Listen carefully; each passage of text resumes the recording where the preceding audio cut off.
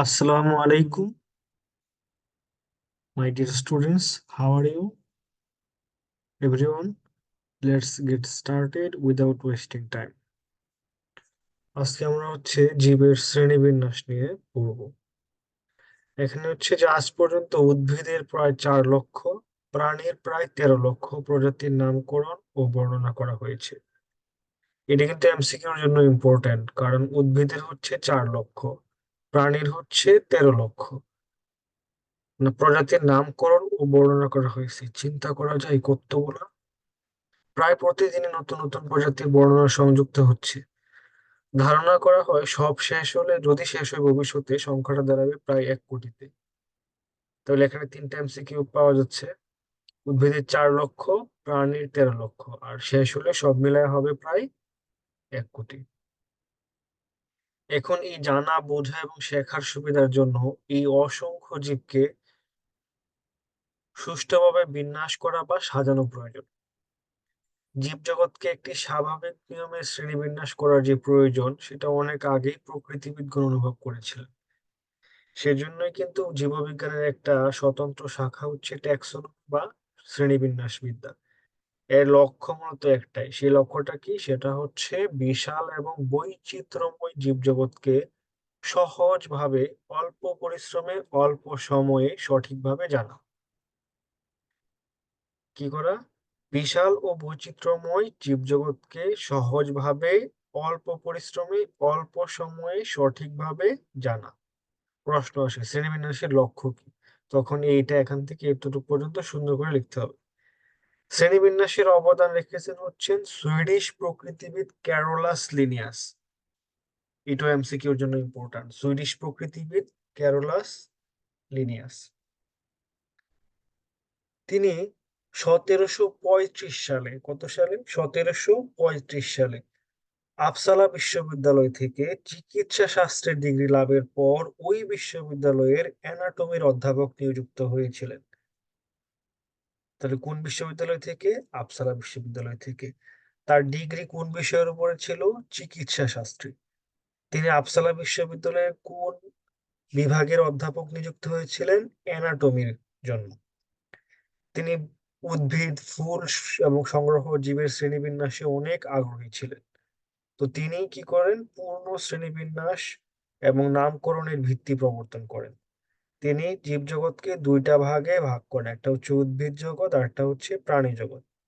তাহলে Carolus Linnaeus মত অনুযায়ী জীবজগৎ 2টা ভাগে বিভক্ত, একটা উদ্ভিদ জগৎ আর একটা প্রাণী জগৎ। প্রশ্ন আসে, শ্রেণীবিন্যাসের উদ্দেশ্য কি তা লিখো। 2 মার্কের জন্য এটা ইম্পর্টেন্ট, বোর্ড এক্সামে আসতে পারে। শ্রেণীবিন্যাসের উদ্দেশ্য প্রতিটা জীবের দল এবং উপদল সম্পর্কে জ্ঞান আহরণ করা। জীবজগতের ভিন্নতার দিকে আলোকপাত করে আহরিত জ্ঞানকে সঠিকভাবে সংরক্ষণ করা, পূর্ণাঙ্গ জ্ঞানকে আবার সংক্ষিপ্তভাবে উপস্থাপন করা। কি করা? সঠিকভাবে সংরক্ষণ করা, পূর্ণাঙ্গ জ্ঞানকে সংক্ষিপ্তভাবে উপস্থাপন করা। প্রতিটা জীবকে শনাক্ত করে তার নামকরণের ব্যবস্থা করা। সর্বোপরি জীবজগৎ এবং মানব কল্যাণে প্রয়োজনীয় জীবগুলোকে শনাক্ত করে তাদের সংরক্ষণে সচেতন হওয়া।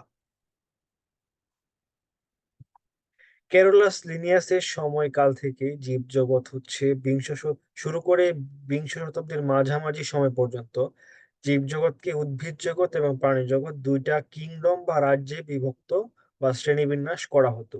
কিন্তু বিজ্ঞানের অগ্রযাত্রায় বর্তমানে কোষের ভিতরে এই যে ডিএনএ, আরএনএ এর প্রকারভেদ, জীবদের যে কোষের বৈশিষ্ট্য, কোষের সংখ্যা কত, খাদ্য অভ্যাস কি, এগুলোর উপরে ভিত্তি করে আর.এইচ. হুইটেকার 1969 সালে, এটাও এমসিকিউর জন্য ইম্পর্টেন্ট। কে? বিজ্ঞানীর নাম কি? আর.এইচ. হুইটেকার। কত সালে করেছেন? 1969 সালে। কি করেছেন? জীবজগৎকে 5টি রাজ্য বা 5 কিংডমে ভাগ করার প্রস্তাব দেন। তাহলে এখানে জীবজগৎ সুপার কিংডম 1, এটাকে বলা হয় প্রোক্যারিওটা। সুপার কিংডম 2, এটাকে বলা হয় ইউক্যারিওটা।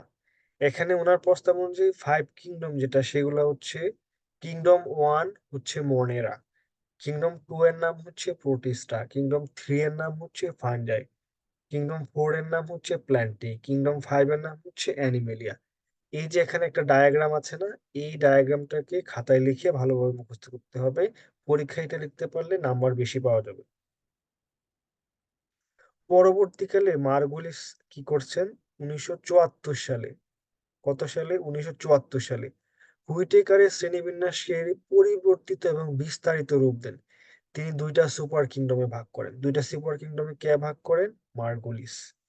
এবং 5টি রাজ্যকে দুইটা সুপার কিংডমের আওতাভুক্ত করেন। মনে রাখবা, 5টা রাজ্য দিয়েছিলেন হচ্ছে হুইটেকার, আর মার্গুলিস দিয়েছেন হচ্ছে দুইটা সুপার কিংডম। এর মধ্যে তিনি আবার 5 রাজ্যকে ইনক্লুড করে দিয়ে দেন।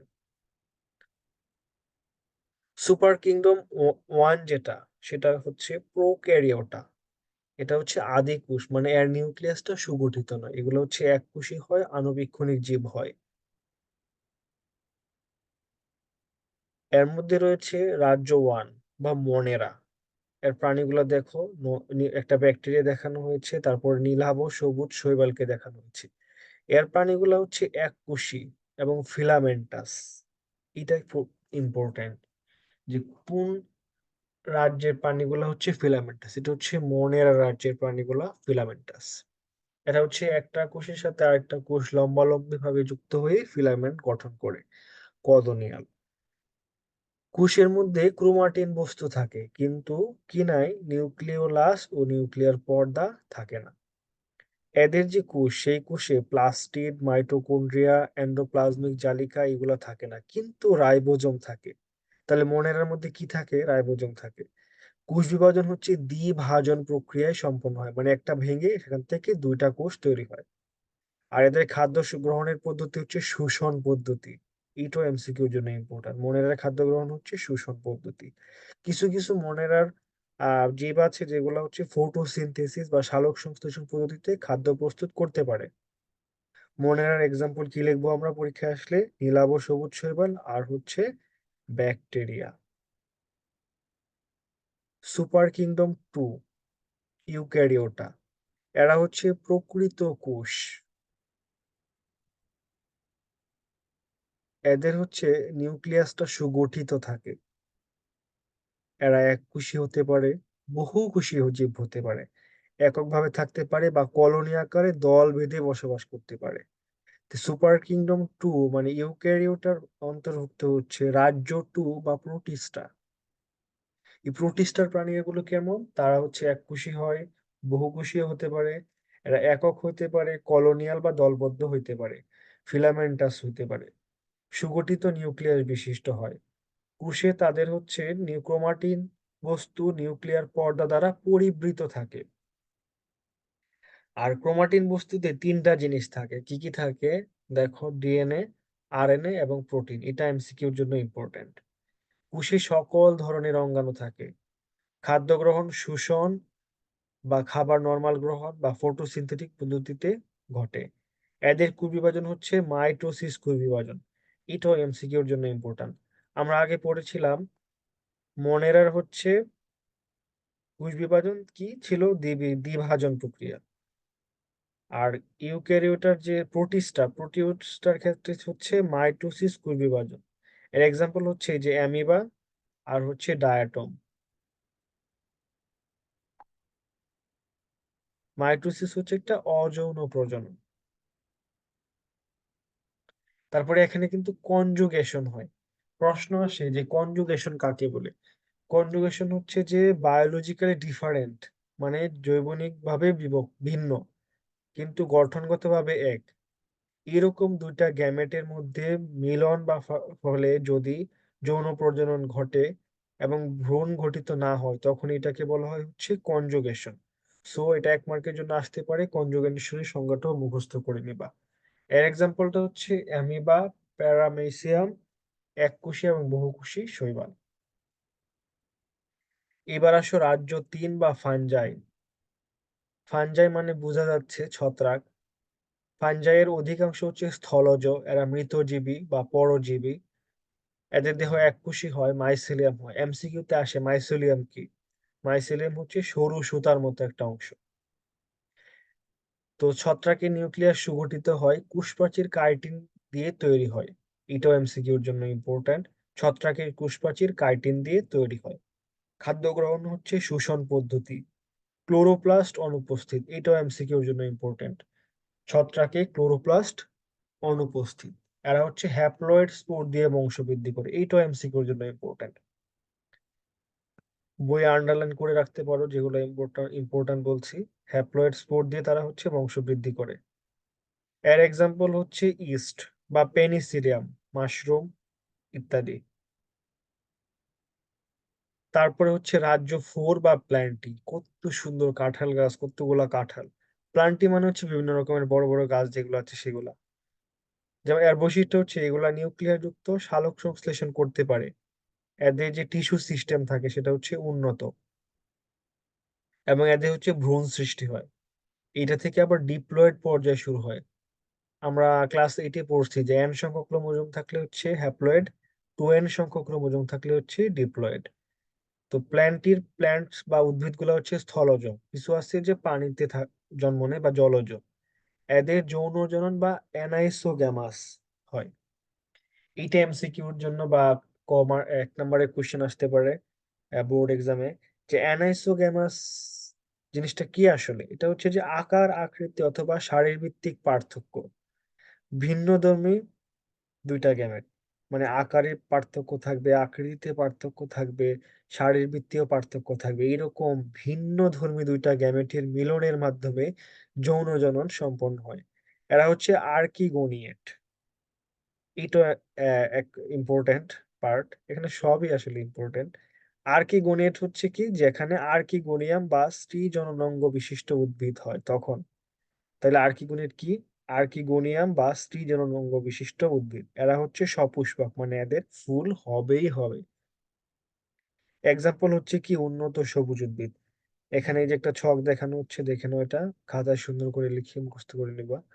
প্ল্যান্টটি, এটার দুইটা পার্ট, একটা হচ্ছে ব্রায়োফাইটা, একটা হচ্ছে ট্রাকিওফাইটা। ব্রায়োফাইটা কি? পানি সংবহন তন্ত্র বিহীন উদ্ভিদ, এদের কোনো পানি সংবহন তন্ত্র থাকবে না। এক্সাম্পল কি, মশ বর্গীয় উদ্ভিদ। ট্রাকিওফাইটা হচ্ছে পানি সংবহন তন্ত্র আছে এমন উদ্ভিদ। এক্সাম্পল কি? এক্সাম্পল হিসেবে এখানে হচ্ছে যে তিনটা, এটাকে আবার তিনটা ভাগে ভাগ করা হয়েছে। একটা হচ্ছে ফার্ন বর্গীয়, একটা হচ্ছে নগ্নবীজী উদ্ভিদ, আর একটা হচ্ছে আবৃতবীজী উদ্ভিদ। পরবর্তীতে আমরা এগুলো নিয়ে হচ্ছে বিস্তারিত জানবো।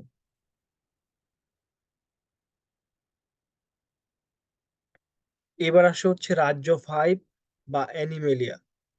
অ্যানিমেলিয়া হচ্ছে এই যে কত সুন্দর একটা বাঘ, দেখতে কিন্তু বিড়ালের মতো মনে হচ্ছে, যদিও জাস্ট জোকিং। এরা হচ্ছে নিউক্লিয়াস বিশিষ্ট বা বহুকোষী প্রাণী। এদের কোষে কোনো জড় কোষপ্রাচীর, প্লাস্টিড এবং কোষগহ্বর নেই। এইটা এমসিকিউর জন্য ইম্পর্ট্যান্ট। কি কি নেই? জড় কোষপ্রাচীর নেই, প্লাস্টিড নেই, কোষগহ্বর নেই। প্লাস্টিড না থাকার কারণে হেটারোট্রফিক বা পরভোজী। এই জন্য বাঘের কষ্ট করে হরিণ শিকার করে খাইতে হয়। যদি প্লাস্টিড থাকতো তাহলে কি হইতো? বাঘ পানি খায় কোথাও ঘুমায় থাকতো, এবং তার শরীরে গ্লুকোজ তৈরি হইতো। তারপরে এই খাদ্যটাকে গলাধঃকরণ হয়, মানে গিলতে হয়। পেটের ভিতরে ডাইজেস্টিভ সিস্টেম থাকে, ওটার মাধ্যমে খাবার হজম করে। তো এখানে জটিল টিস্যু তন্ত্র বিদ্যমান থাকে। অ্যানিমেল গুলো হচ্ছে যৌন জননের মাধ্যমে বংশবৃদ্ধি করে।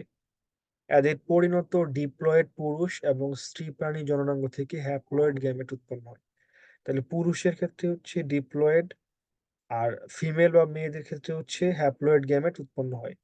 ভ্রূণ বিকাশের সময় ভ্রূণীয় স্তর সৃষ্টি হয়। এই ভ্রূণীয় স্তর হচ্ছে অ্যাক্টোডার্ম, মেসোডার্ম, এন্ডোডার্ম, এরকম ভ্রূণীয় স্তর সৃষ্টি হয়। এর এক্সাম্পল হচ্ছে প্রোটোজোয়া ছাড়া সকল অমেরুদণ্ডী এবং মেরুদণ্ডী প্রাণী। তারপর মানুষ কি? মানুষ হচ্ছে একটা অ্যানিমেল। এবং গরু কি? গরু হচ্ছে একটা অ্যানিমেল।